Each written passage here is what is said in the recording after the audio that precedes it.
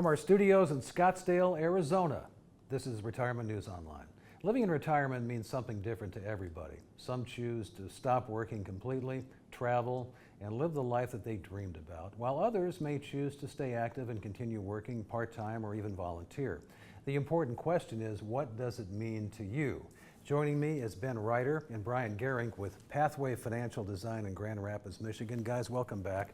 I want to talk, we've had conversations about retirement and how to pay for it. One of the things that a lot of people don't really think about is tax planning. So we know that the less we give the government, the more cash flow we have in retirement. Talk about how you help retirees and pre-retirees plan for taxes and manage that.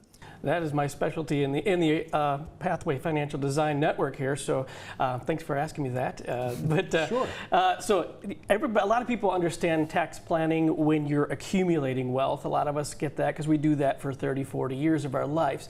What happens is, though, it does change. It switches completely when you go into retirement mode. The big beautiful bill that just passed has got some retirement planning in there and some tax changes in there, especially for those that are collecting Social Security. There's some new rules.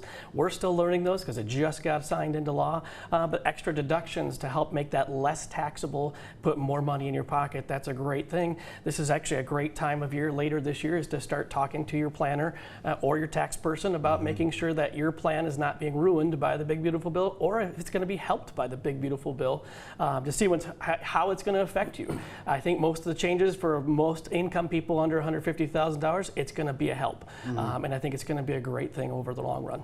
And I think a lot of people too, Ben, they come into retirement thinking, I'm going to be in a lower tax bracket. Yeah. And that's not always the case, is it? No, it's obviously going to vary on so many different things, but you've got pensions, 401ks, RMDs eventually. So that's where I think we're unique as Pathway, especially because we are able to take both of those things, which really go hand in hand. And we always say you can't give a piece of investment advice without having some form of tax consequence. So it's really important to coordinate those two and stay diligent on it, because big beautiful bill, all these different things change. So rules are constantly changing and different policies that come along with that.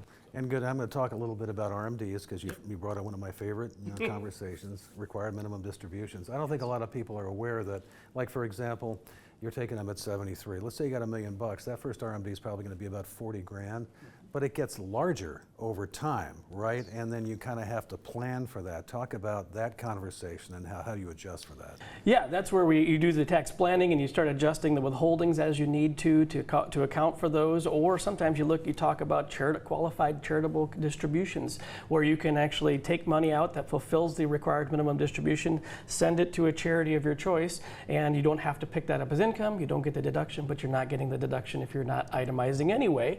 But it gets it out of the income, helps you save a lot of tax there. So if you were going to be charitable again right in the beginning, why don't we just do it through a qualified charitable contribution, and then we fulfill both of those at the same time.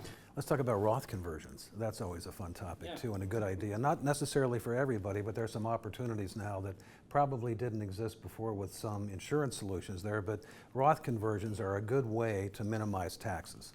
Yeah, that's very situationally based, but there's often times that you can make a case for sure that a Roth conversion makes sense, and it's very specific to each client, depending even age, right?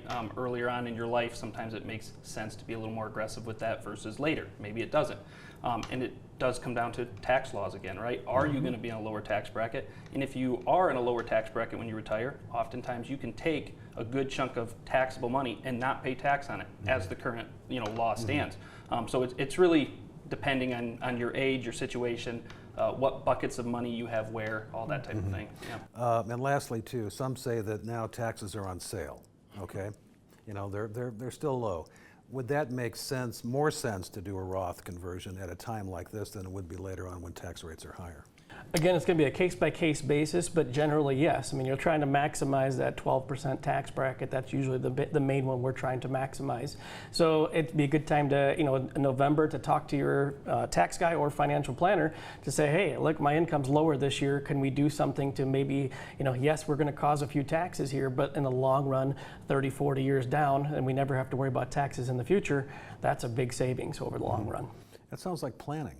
That's what it sounds like. Oh, good. Good idea. I love planning. Thanks, guys. Thank you. This has been Retirement News Online. We're talking to Ben and Brian from Grand Rapids, Michigan, and thank you for watching.